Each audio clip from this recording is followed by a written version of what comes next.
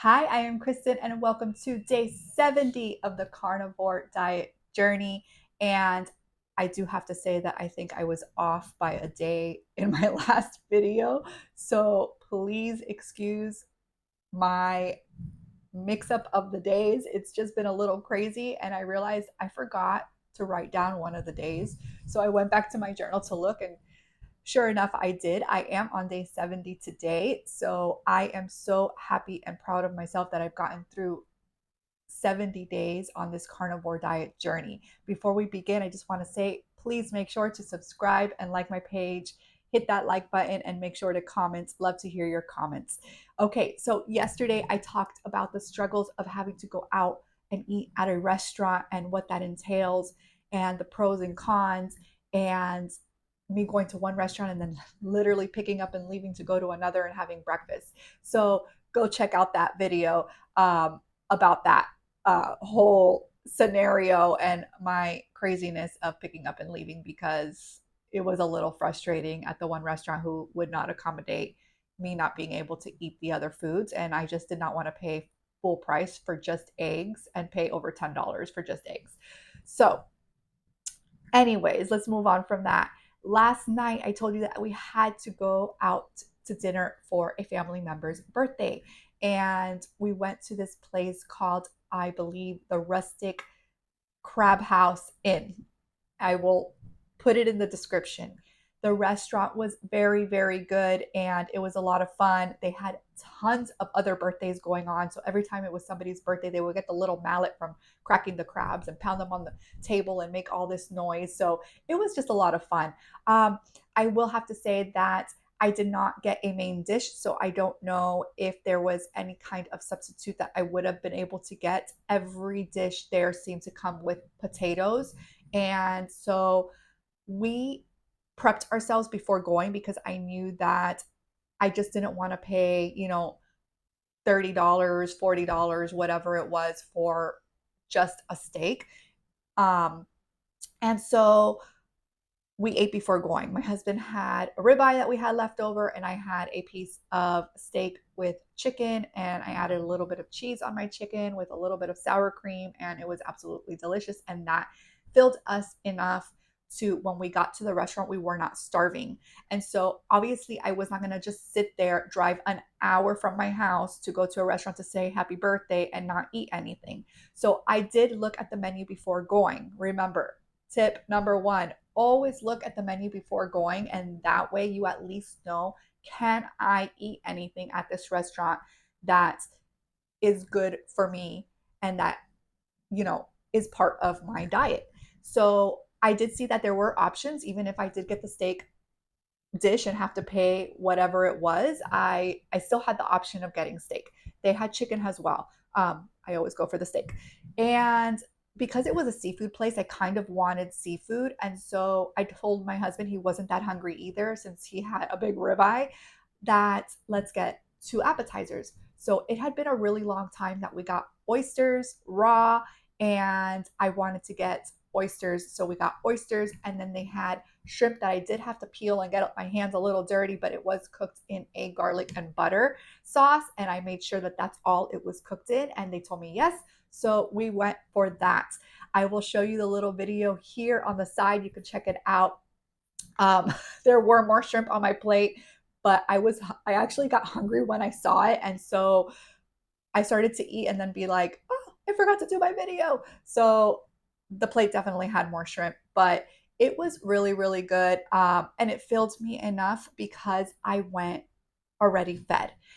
Then my cousin, he didn't finish all of his crab legs. So I was able to get a little bit of that crab leg meat with a little bit of butter. That was absolutely delicious as well. So if you are in South Florida and you are looking for crab legs or seafood, at least what I had was very, very good. And my cousin had the lobster roll. Obviously, I'm not going to eat that because it's not only filled with like mayonnaise and other things, but it's on bread. But if you're eating that, she said it was good. Um, I think my mom had the mahi mahi and it was good. And I don't remember what my dad had, but everybody was very content. Everybody was happy with their meal. So definitely go check out that place. Highly recommend. And if you are on the carnivore diet and you wanted to switch it up and have seafood, you can go here. And even if you want a steak, they had New York strip steak. So you can also get your steak here. And so I have to say that I was a little hesitant going in because I didn't see a lot of options where I felt I personally wanted to spend the money on. I didn't want to. We're very cautious with where we spend our money, and I really just didn't want to spend a lot of money on crab legs. Crab legs to me, as much as I think they're delicious, I just don't enjoy having to sit there and bang and break up my own food and get all dirty and for only this tiny little piece of meat that comes out of the legs. So I really wanted to get something that would satisfy me, and that's why we went with the not the mussels, the clams, because it had been a really long time since I had that, and you can't go wrong with shrimp. They did have mussels, but I didn't get the mussels because their mussels were cooked with a tomato-based sauce. So I did not get that. I usually do like mussels. With that said, like I said, I went in kind of a little hesitant, and I was very happy with the end result. And I was happy that it was very good and that we had a great time for my cousin's birthday. And so sometimes you have to step a little bit out of your comfort zone and just make sure that you go prepared when you are on such a restrictive diet like the carnivore diet. And that way you're not just walking in with a blank page and then you get there and you can't have anything on the menu, or they can't change anything to help with the menu. In places like this, usually you can probably figure it out. You will be paying probably for the whole dish, even though you're not eating the sides. But usually, like a lot of the fishes, it's either comes grilled, blackened, or fried. So you can choose to get it grilled. If you're okay with spices, you can get it blackened. Like I said, shrimp, lobster tail, they had it all. So really, a place like this, you're more than likely to find something you like, unless you don't like seafood or you're allergic to shellfish or something. Then obviously this is not the place for you.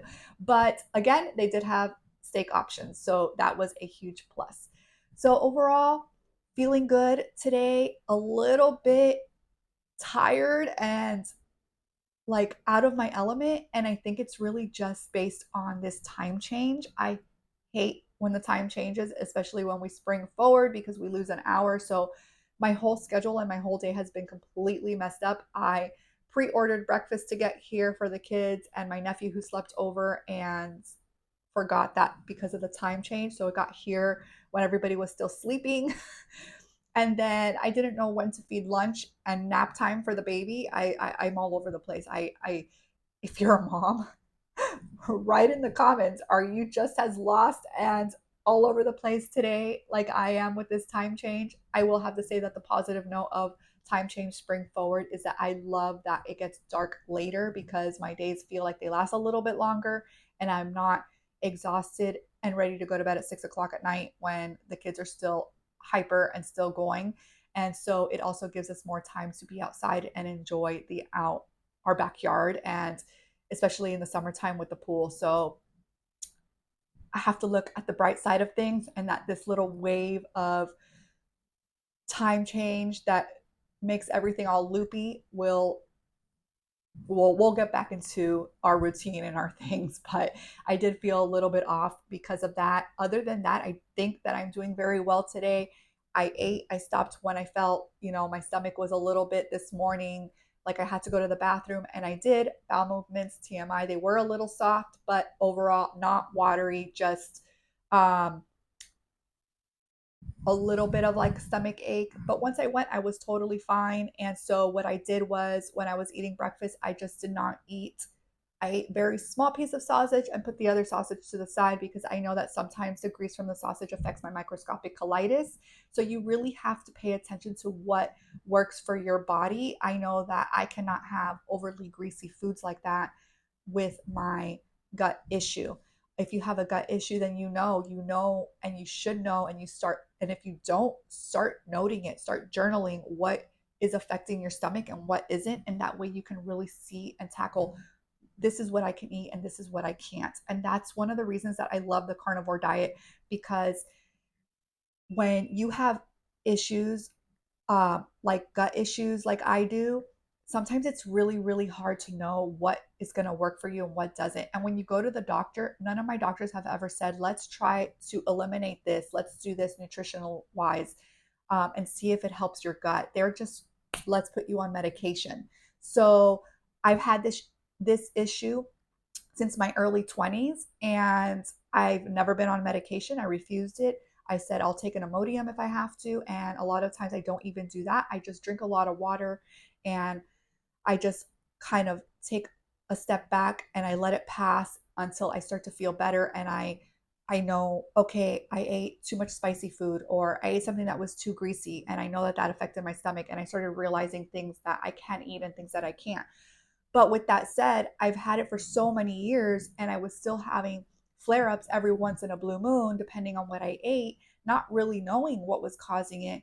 And realizing once when I did a diet that was eliminating gluten and dairy and soy products, but I was still having a lot of greens, a lot of vegetables. I mean, it was so much food that I couldn't even eat it all. So I had to listen to my body and take a step back. And I also was realizing my stomach was worse. How is my stomach worse when I'm eating healthy? I'm eliminating gluten, I'm eliminating dairy, I'm doing all these things, eggs for a little bit. And yet I was still having these issues.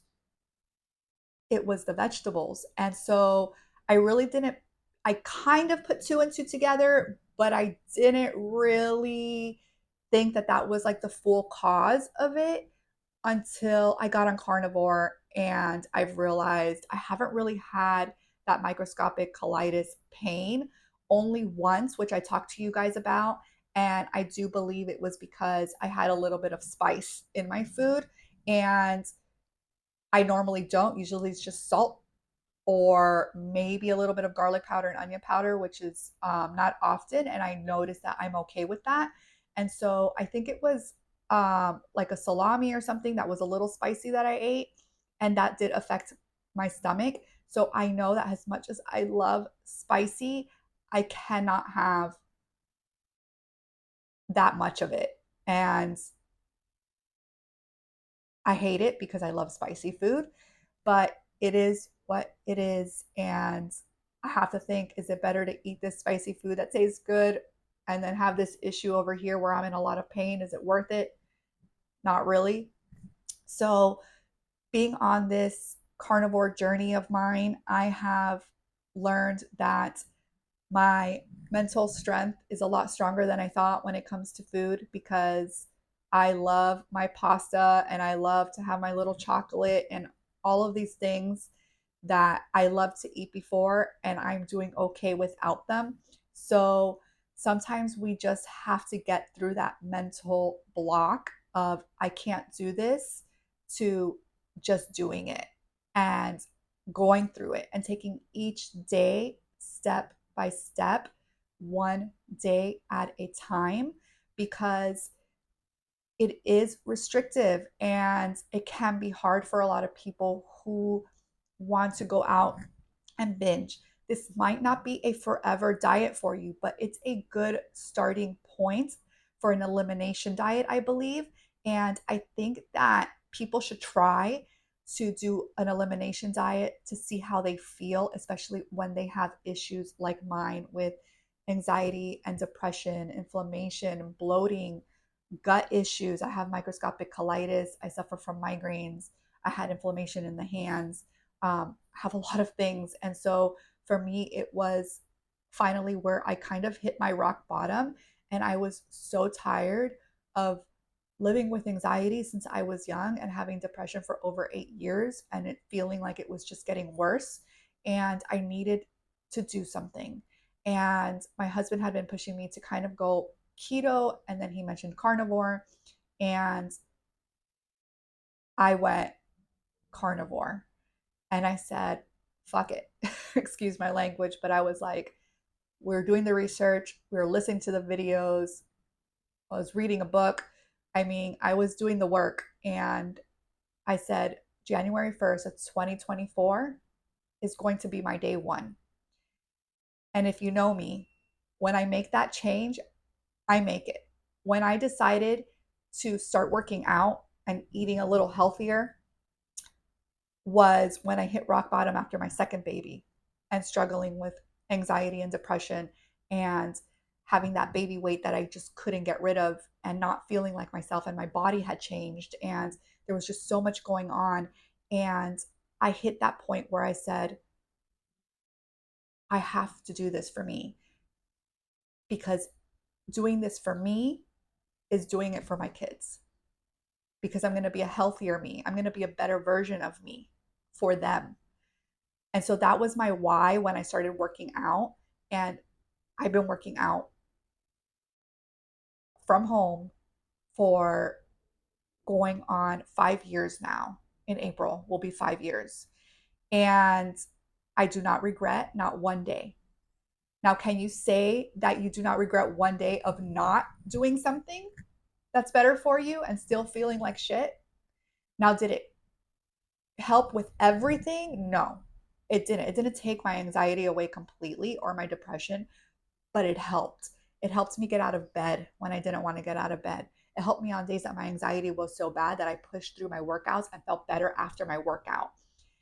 I am part of a community with the workout programs that I do from home. I became a coach, and becoming a coach also was something that was like, I'm going all in. And now I have to do this for me because I'm telling people that I'm doing this. And if I want to help them, I have to help myself. And so that pushed me to do this. So it felt the same way when I went into the carnivore world, whereas I was like, I'm going to start my YouTube channel and I'm going to journal this in my journal. This is my journal, like $5 at Marshall's.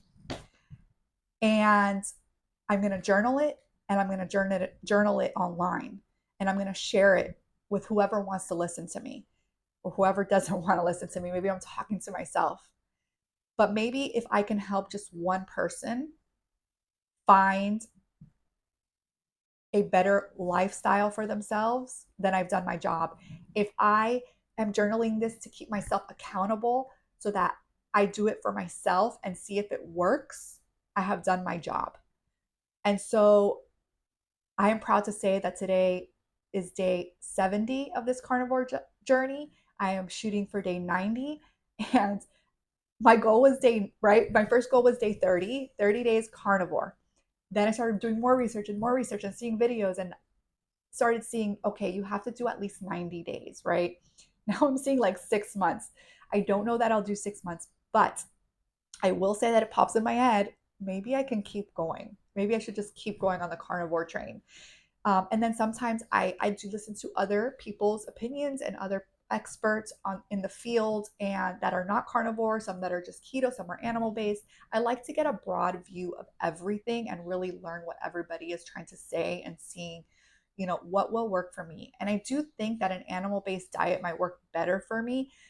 Right now, I'm going to stick to the carnivore, but I will say that that kind of is probably where I'm going to go as I transition. But for now, don't worry. I am here on the carnivore train, and I am here to help guide you with tips that I have learned along the way in my journey.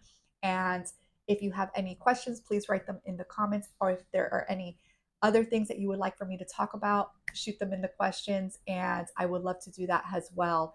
And so today is the day 70. I am proud to say that I have gotten through it. My energy levels are back up after my period ended. So I do think that a lot of it had to do with the hormonal levels changing and just things in your body changing when you're on your period. I probably needed to drink more water, get more electrolytes. And so I will definitely keep an eye on that in the following month when it comes back around. And let's keep going. So if you're on this journey with me, let's keep moving forward. If you stopped and you're just here to say hi, hello, how are you doing? And what are you doing for your body and for your health? And if you're thinking about doing the carnivore journey, write in the comments, why are you here? What are you looking for? Why do you want to start the carnivore journey? That is the main question. Why do you want to start the carnivore journey? Think about your goals, think about your why. And I will see you again tomorrow for day 71.